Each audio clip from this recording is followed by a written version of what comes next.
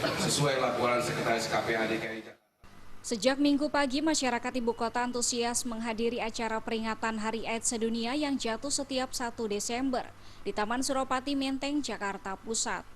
Di antara mereka yang ikut tes HIV ini adalah pelajar hingga dewasa. Tes HIV gratis ini dicanangkan oleh Komisi Penanggulangan AIDS Provinsi DKI Jakarta. Dalam kegiatan tersebut ditargetkan 1.000 warga ibu kota ikut berpartisipasi dalam tes HIV ini.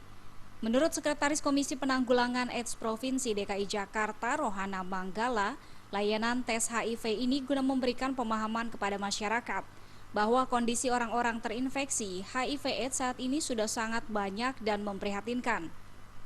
Bahkan Provinsi DKI Jakarta berada pada peringkat 4 secara nasional dengan orang terbanyak yang terinfeksi HIV/AIDS setelah Papua, Papua Barat, dan Jawa Timur.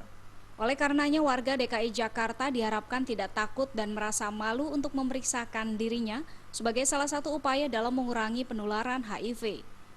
Kita berkomitmen untuk 90% orang harus tahu statusnya. Orang yang dengan HIV harus sadar dan harus mengetahui. 90% dia bisa mengakses layanan ARV. 90% lagi dia tetap stabil, bisa menekan viral load-nya sehingga dia tetap sehat.